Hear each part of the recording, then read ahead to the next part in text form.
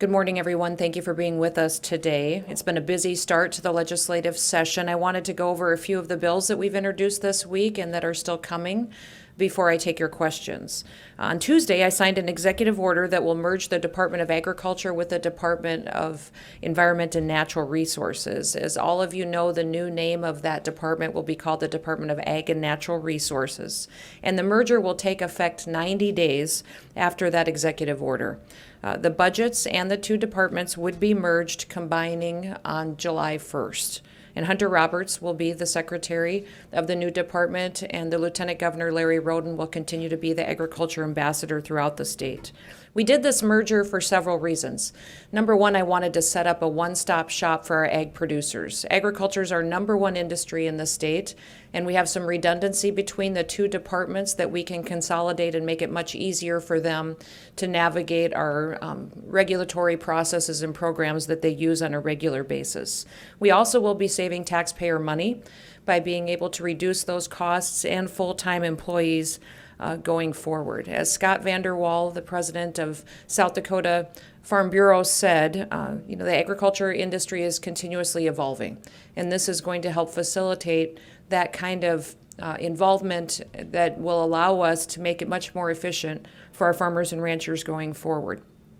In addition to the merger, yesterday I announced and introduced two pieces of legislation that will permanently extend healthcare flexibilities that we introduced in response to the COVID-19 pandemic in the state of South Dakota.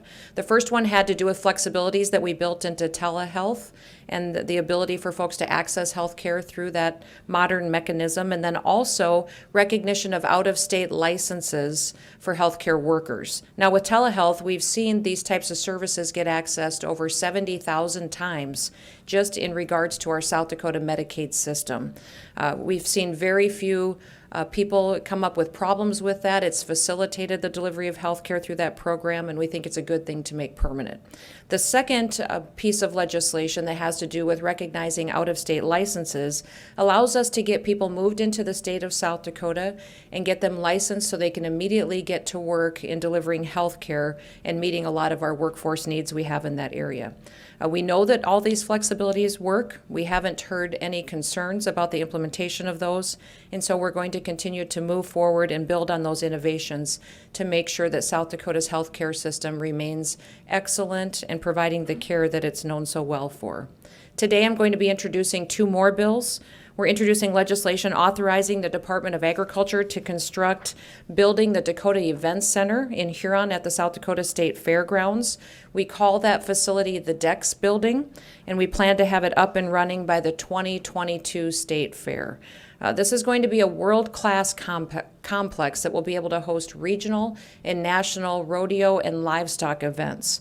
I'm excited about the possibility that we'll have to market South Dakota to events that today we just don't have a facility to host. But we need to continue to work and be aggressive to get it up and going by the time we get to the 2022 State Fair. And so that's why today we're introducing a bill that will allow us to hit the ground running. And additionally, I'm introducing a bill today that will protect the privacy rights of donors who give to charitable organizations. You'll be getting a press release from my office shortly on the details of that legislation and the construction of the DEX building today. Now, tomorrow, my office will be introducing legislation to ease the permitting process for home builders and homeowners in the state of South Dakota. As you all know, South Dakota's housing market is booming.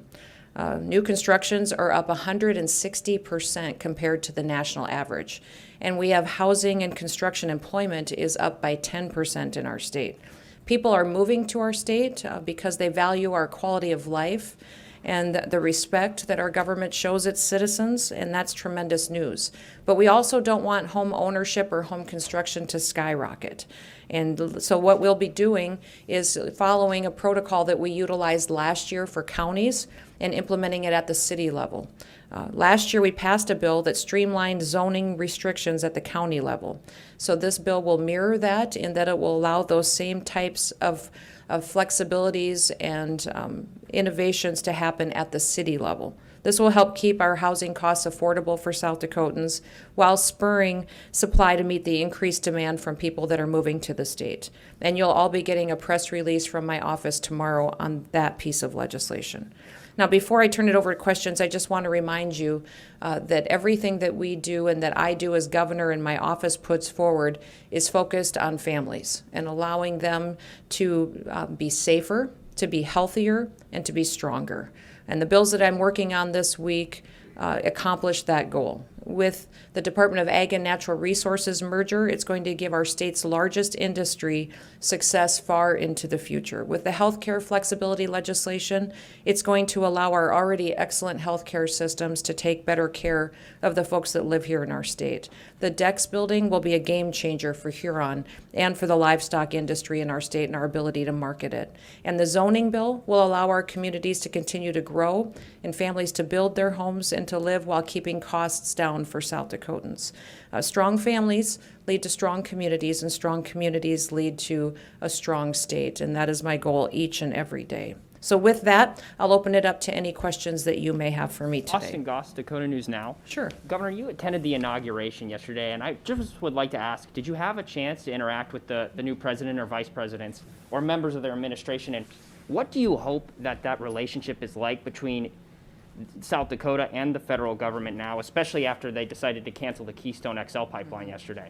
Yeah, I did not have the chance to interact with the president or vice president or any members of the cabinet, but I am hopeful that we'll find ways to work together that's good for the people of South Dakota.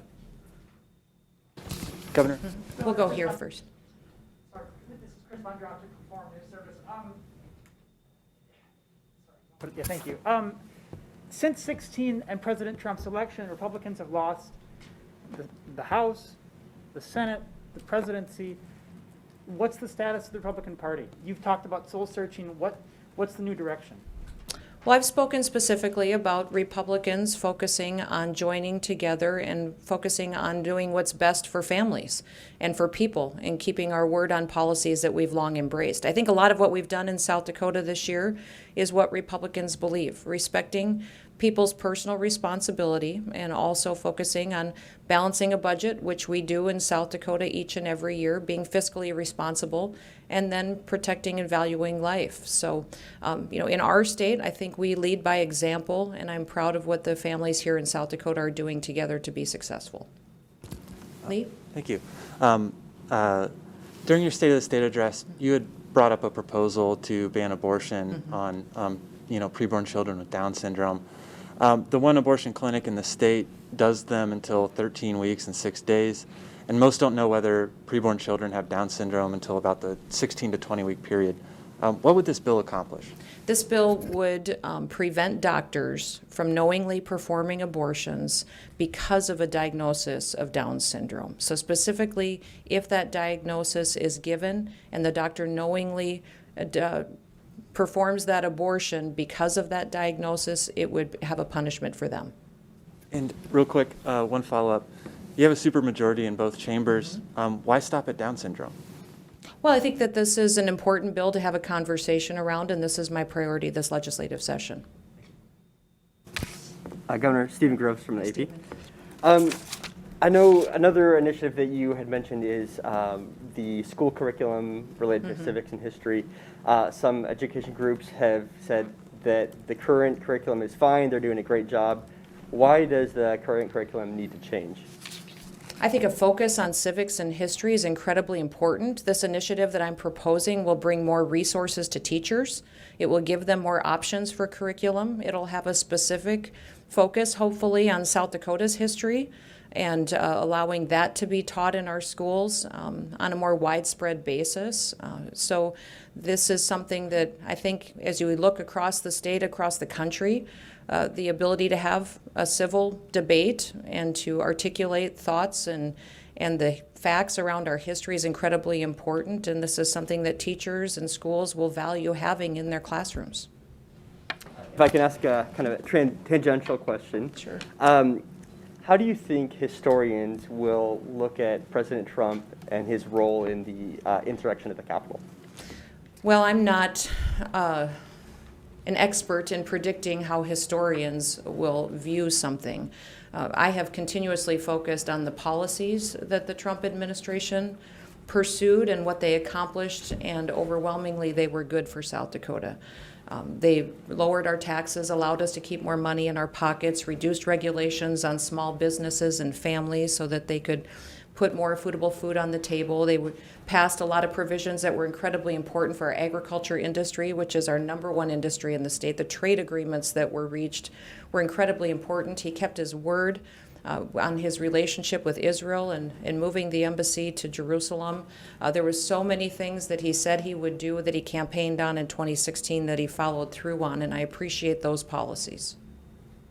And if I could just, his role in the contesting the outcome of the election and the mob that ended up breaking up into the Capitol, do you think he had responsibility or a role to play in that? Oh, what happened in January 6th was horrible and should never happen again in this country.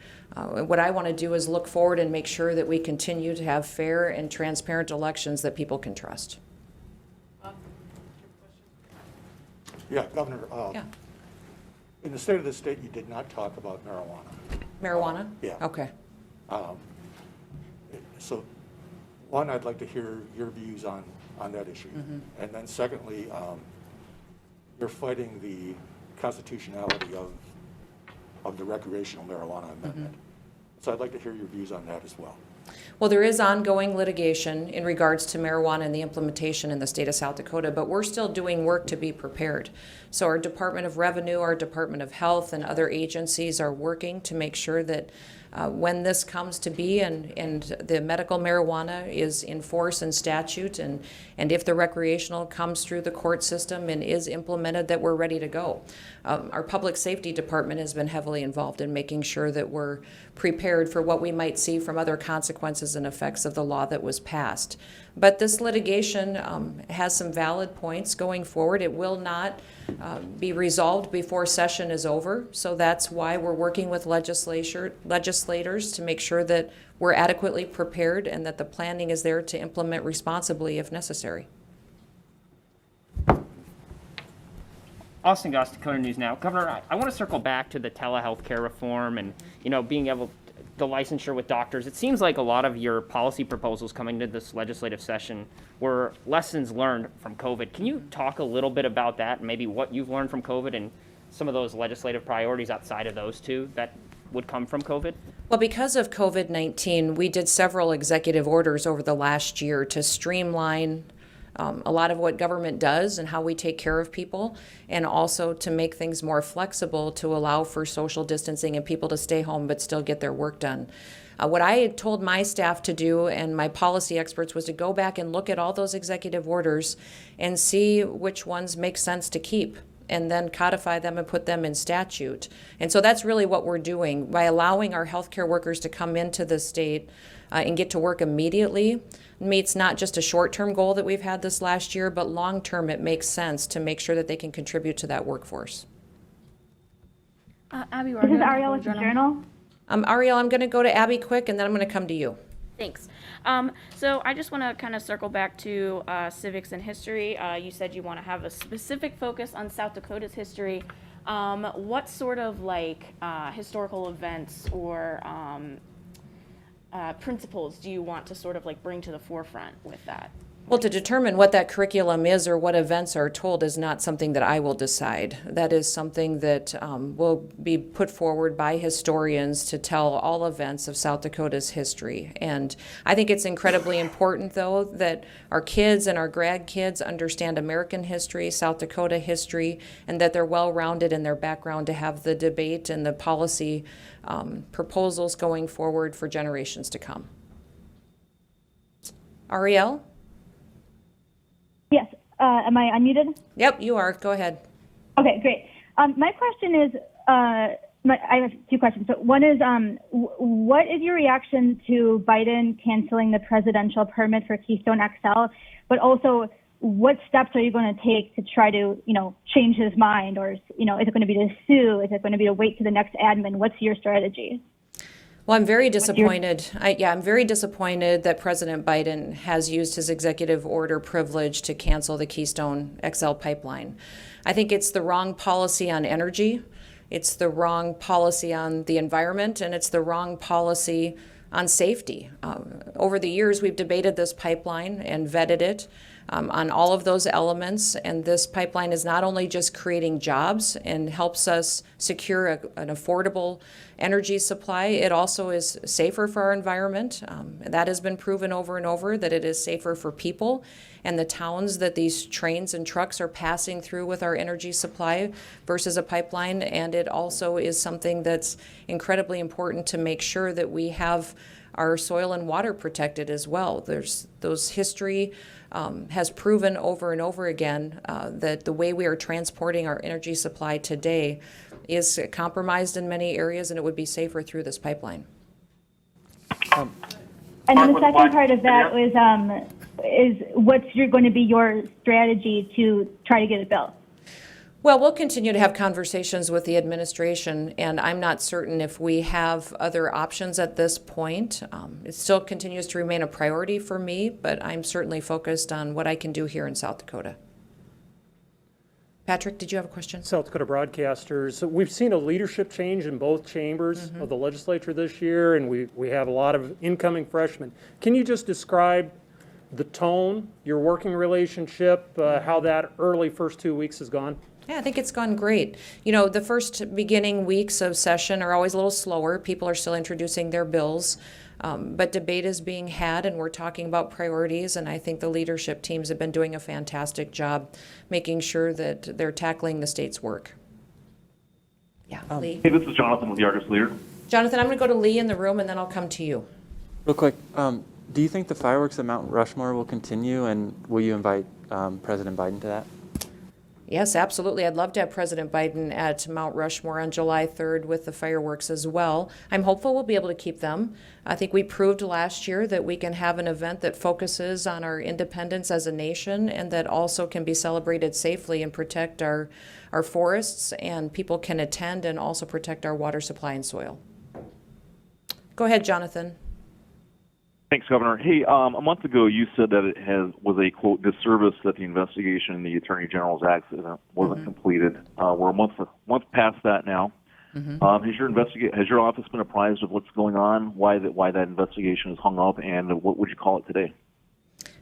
I continue to call it a grave disservice to the victim's family. I'm disappointed that we haven't seen some action taken by the state's attorneys involved, and hope that certainly soon that they will. We make inquiries on a regular basis and have gotten no answers. This is Mark with the Pioneer. Go ahead, Mark. Today is the annual Tourism Conference Awards. In light of the pandemic this year, was there a group, a person who rose to the top of that list as being deserving of an award? Oh my goodness.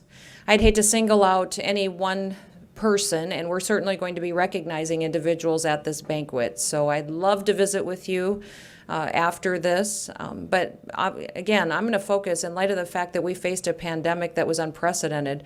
Our Secretary of Health, Kim Malzahn-Risden, did a fantastic job coordinating with every agency and department and industry to help them continue to operate while protecting the people that were involved. And then last week in the Federalist, you had an op that ran calling the two newly elected senators in Georgia communists. Do you regret those remarks?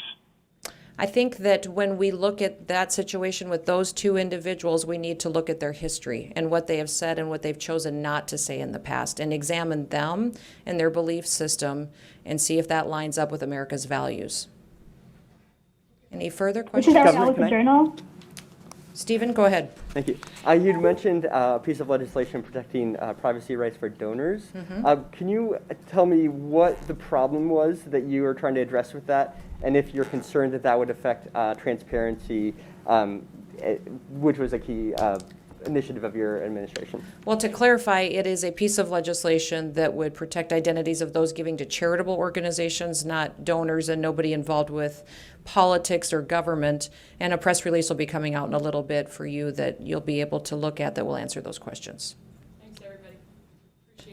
Have a good day. Thank you.